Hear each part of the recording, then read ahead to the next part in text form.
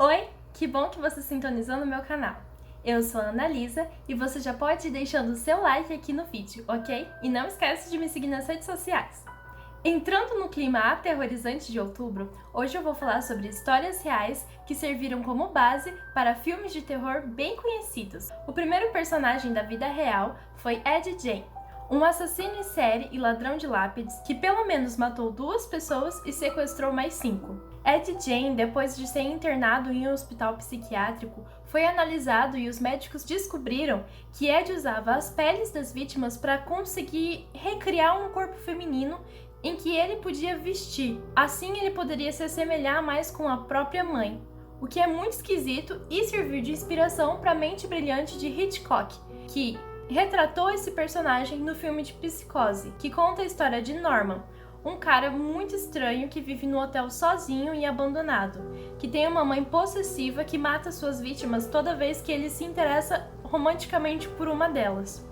O mais interessante desse filme é a narrativa dela, que conta a história de uma das personagens principais que é assassinada pela mãe de Norman, e isso desenrola toda a narrativa que vai no fim descobrir esse segredo obscuro de Norman que é escondido no porão do hotel. Outro filme que foi inspirado pela história de Ed é O Silêncio dos Inocentes, que conta a história de Clarice Starling, uma jovem promissora agente do FBI que foi designada a estudar o caso de um assassino em série que tira a pele das suas vítimas e, como assinatura, coloca um casulo de borboleta na garganta de cada vítima. Como Clarice não faz a menor ideia de como traçar a personalidade desse assassino, ela vai à procura de Hannibal Lecter, um assassino em série que comia suas vítimas depois de matá-las. E com a ajuda de Hannibal, Clarice consegue fazer o traço de personalidade do assassino que ela está procurando, e assim começa uma investigação atrás desse assassino que se assemelha tanto com o Ed. E por último, o filme O Massacre da Serra Elétrica,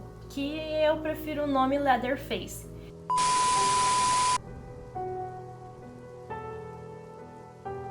Que literalmente quer dizer couro de pele. Leatherface conta a história de um grupo de jovens que vai viajar para o Texas para resolver assuntos pendentes familiares, mas que na verdade são meio que castigados pelo destino e vão para uma viagem sem passaporte de volta. As principais características no filme de Leatherface é a construção do personagem, que sutilmente carrega algumas características do próprio Ed Gein, que é a máscara usada de pele humana e alguns utensílios do dia a dia que o personagem usa, que é feito de pedaços humanos. Se você tá gostando do vídeo, você já pode deixar seu like, ok? Não vai esquecer. Bom, falando sobre terror, é claro que não poderia faltar o casal Warren.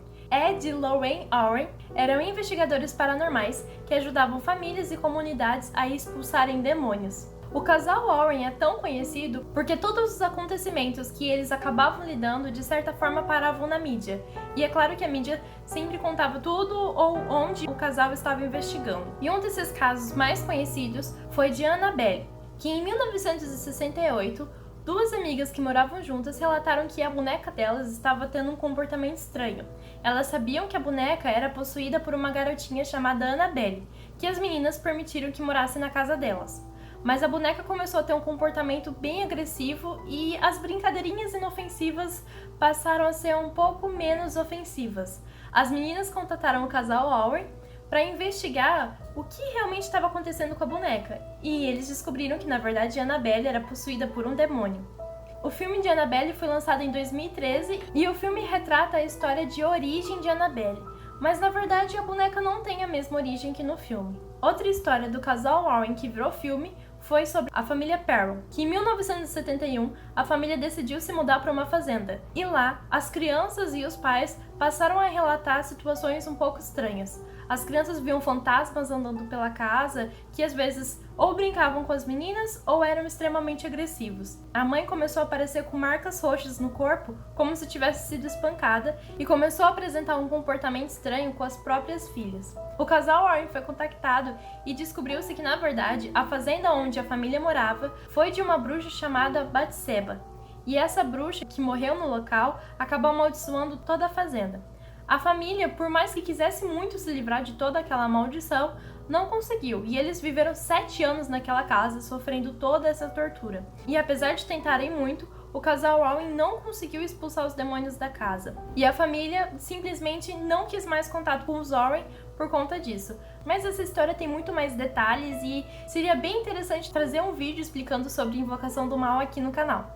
Mas só se vocês comentarem no vídeo de hoje se vocês querem ou não, ok? Bom, depois de serial killers e casas assombradas, não pode faltar na nossa lista histórias sobre exorcismo. E o primeiro deles é o clássico Exorcismo, que é de 1974 e foi o primeiro filme de terror a ser indicado ao Oscar.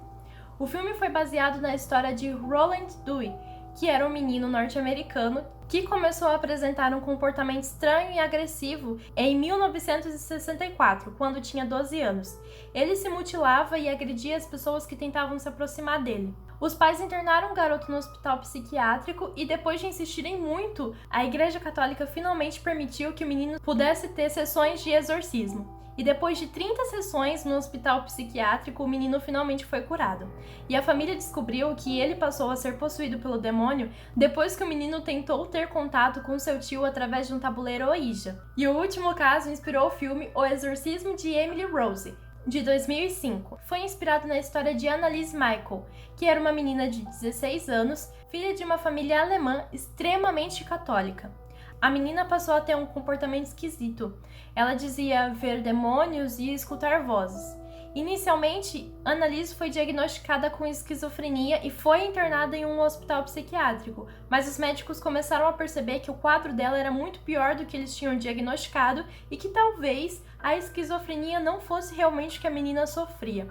A família de Annalise também lutou muito para que a Igreja Católica concedesse sessões de exorcismo para Annalise. Quando os exorcismos passaram a ser feitos, ela começou a piorar muito e foram um total de 60 exorcismos, com mais de 2-3 horas cada sessão.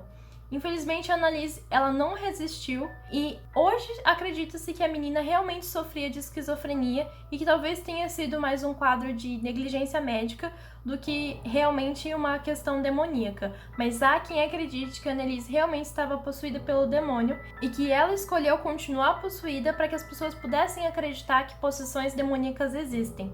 Mas a história de Annalise também é muito longa e é muito interessante, seria muito legal trazer isso aqui no quadro de terça no mês de outubro. Bom, esse é o vídeo de hoje e eu não sei porque eu fiz vídeos de terror, já que eu não vou conseguir dormir. E eu espero que você compartilhe esse vídeo, senão o diabo vai puxar o seu pé da cama, e compartilhe esse vídeo com seus amigos também. Não esquece de comentar aqui o seu filme favorito de terror, deixar o seu like, me seguir nas redes sociais e até a próxima!